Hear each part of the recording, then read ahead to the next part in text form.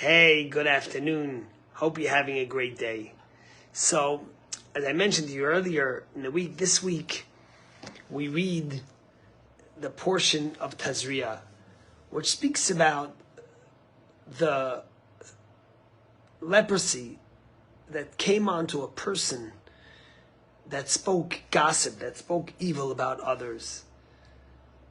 And it was a form of a skin ailment that came onto the person, and he would have to leave the community and be, so to speak, excommunicated for a full week.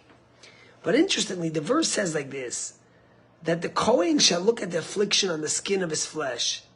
And if the hair in the affliction has turned white, it is a tzaras affliction. The Kohen shall look at him and make him impure.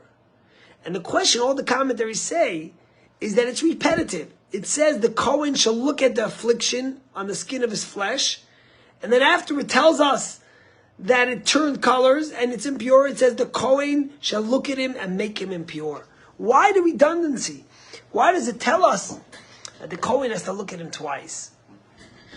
One of the great masters, the Meshech HaChochma, tells us a very profound and deep thought and idea on this.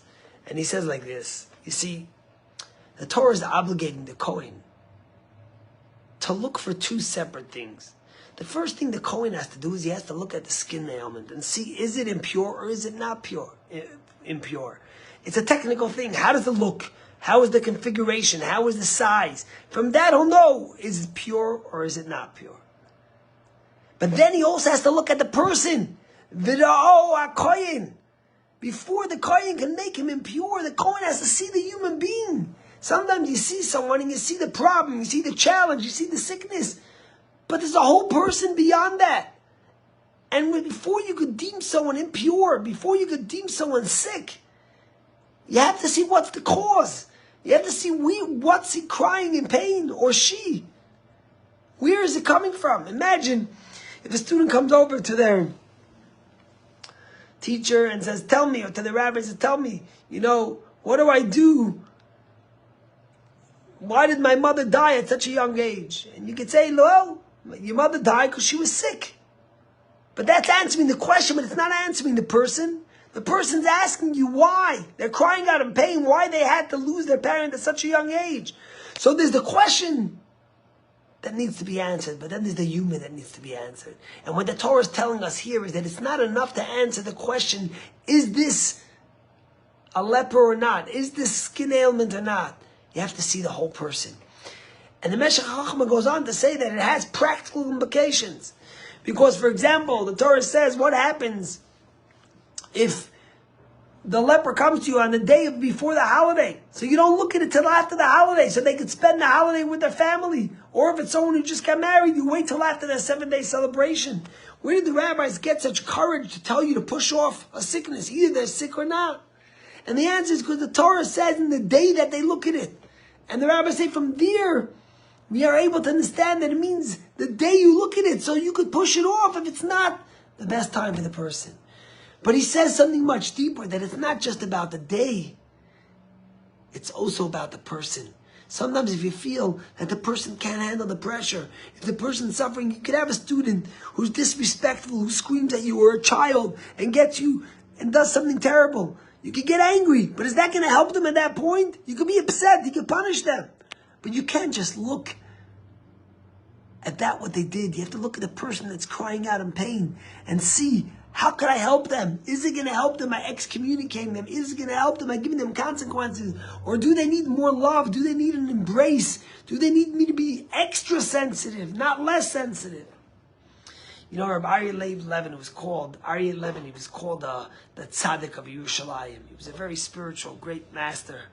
And one time he was walking the streets of Jerusalem, and one of his students who had left the faith, who had left observance, and became totally secular, was walking right across towards him in Jerusalem. And the guy saw his rabbi, the master, and he felt uncomfortable. He was without a kippah, he was dressed totally inappropriate. So he crossed the street.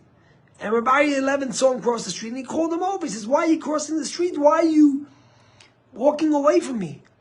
And the student looked at him and said, be honest, I'm embarrassed. Because ultimately, I'm not wearing a kippah. Rabbi Ari Levin looked at him and says, I'm a short man. I only see up to the heart. Don't worry.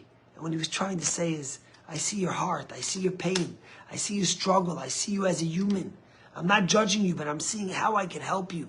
And that's the message the Torah tells us by saying twice, V'ra'o HaKohen. First, the Kohen sees the ailment. That's a technicality. Is he sick or is he not? But then the Kohen sees the human being. What's causing this? What's the pain? What's the struggle? And says, is this person deemed impure? Will they be able to handle it? Will they be able to deal with this challenge? Or do they need extra love and extra care in bringing them together? Such an important lesson in our lives, with our children, with our families, with our community. How we deal with each other. The sensitivity we need to see beyond that which is seen by the naked eye. To see deep into the soul, the psyche of a human, and to be sensitive to their pain, their struggles, and their challenges. Have an awesome day.